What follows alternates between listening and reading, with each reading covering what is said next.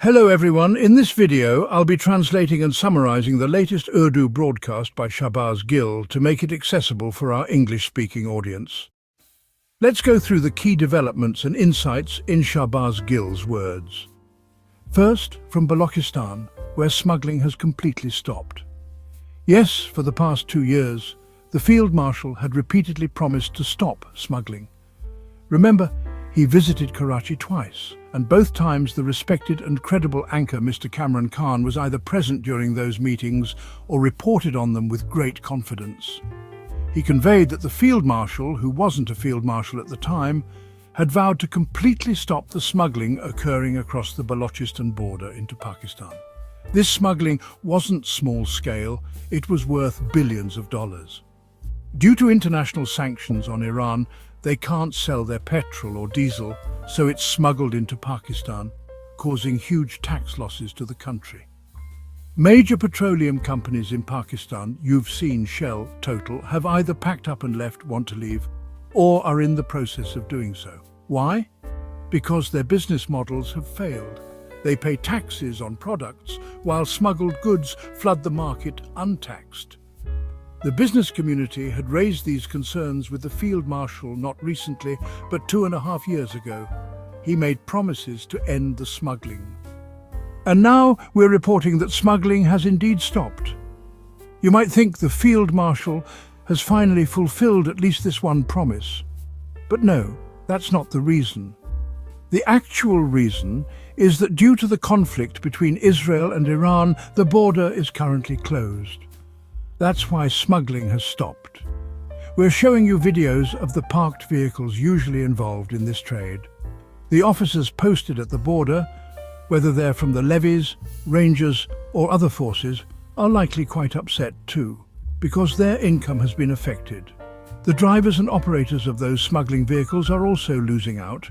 This entire smuggling network, which includes both state and non-state actors, is suffering because of the ongoing war, just because the border is shut. So yes, smuggling has stopped, but not because of our Field Marshal, rather due to global conflicts. Now let's move on to the next news, from Khyber Pakhtunkhwa, or KP. A person named Hamza Sahib, known for insightful tweets, posted something that caught our attention. I also want to raise this question from here, addressing the KP government. We'll try to get a response this week, so that people know what the government is thinking and doing. He pointed out that in Punjab, every last penny of the budget is being spent on development projects by Maryam Nawaz, naming projects after herself, her father or others in a rush to build things. Often these are ill-conceived, like the Cancer Centre Hospital, all just for the sake of plaques and photo ops. The budget isn't just spent, it's overspent, pushing into negative territory. In Sindh, under Bilawal Zardari, not a single penny is left unspent. Everything is being poured into projects because obviously you have to spend to benefit. So why is Khyber Pakhtunkhwa leaving a budget surplus? I know that as part of the IMF loan program, all provinces are supposed to save money. A surplus, meaning they won't spend their full allocations. Some may save 100 billion, others 150 billion based on their size. But surplus is just a nice term. In reality, it means cutting development and returning funds to the federal government to help repay IMF debt and interest. Yet, Punjab and Sindh are not doing this. So the post by Hamza Sahib raises a fair question. Is it only PTI's KP government's responsibility to make the IMF program work? Meanwhile, in the federal government under the Field Marshal, there's no relief for PTI leaders. Imran Khan, his wife, Shah Mahmood Qureshi, Yasmin Rashid, Umar Chima, Mian Mahmood or Rashid, Ijaz Chaudhry and others are being persecuted. PTI is being labelled as rebels and traitors. So if PTI's KP government is in power, why are they the only ones cutting their people's share and returning money to please the IMF and the federal government? No one else is doing it. And just to clarify, I'm from Punjab myself. So don't call this anti-Punjab rhetoric. If a Pashtun said it, you might have claimed bias, but a Punjabi criticising Punjab removes that excuse. Punjab is overspending, even on unnecessary projects, just to generate kickbacks. So what's KP's compulsion? Why this obsession with being the good student? Why is only KP following the appeasement policy? Field Marshal Sahib is currently in America. You may have seen the footage from yesterday at 6 p.m. US time from the Four Seasons Hotel. The dinner was kept secret until the last minute. Guests were first invited to the embassy, and only a few hours before the event were told the real location, which was the Four Seasons, where arrangements had already been made in advance. However, the event didn't go smoothly. Some Pakistanis protested, used harsh language, and disrupted the event. We've shown those videos in previous vlogs, and honestly, they're also all over social media. Now people are asking, what exactly is the Field Marshal doing in the US?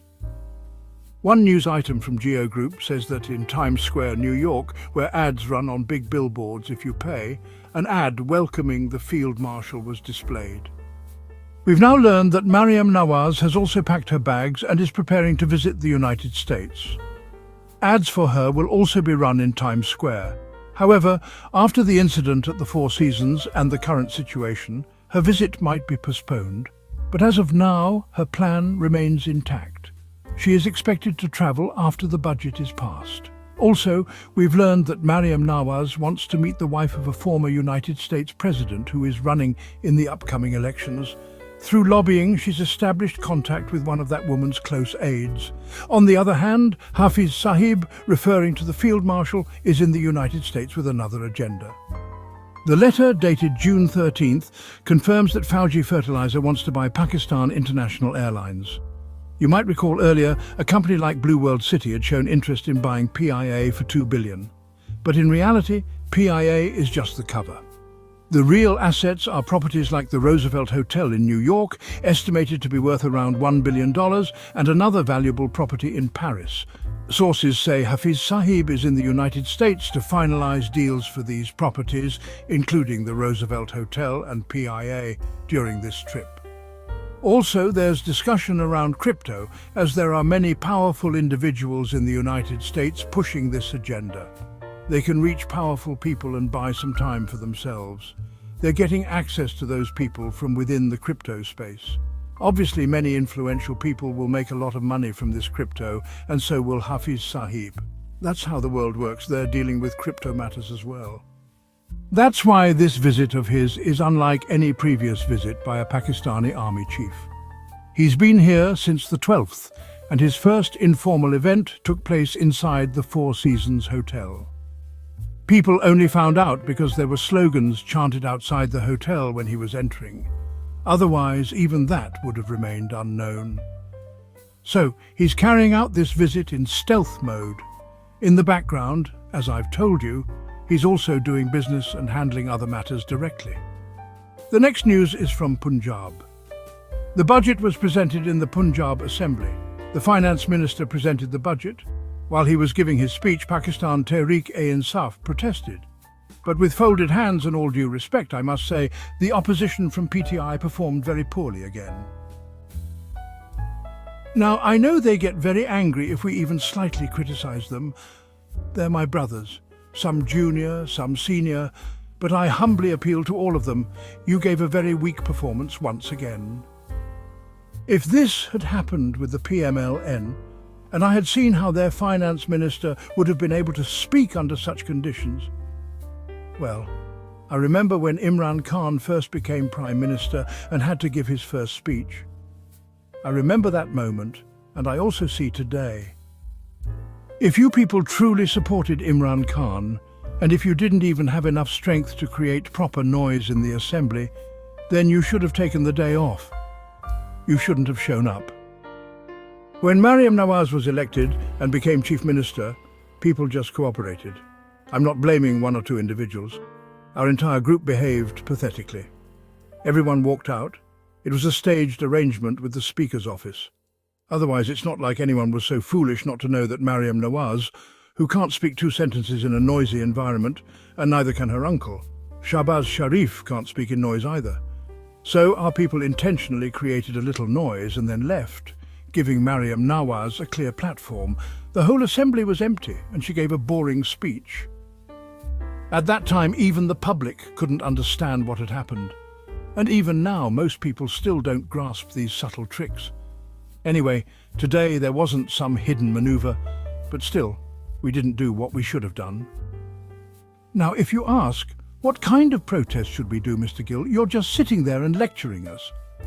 I'll tell you, imagine if Imran Khan was your real father and he was 72 years old, locked up in jail with 50-degree heat and no fan, and if Bushra Bibi was your real mother, and she was also jailed, with insects crawling in her cell, and the courts weren't even hearing their cases.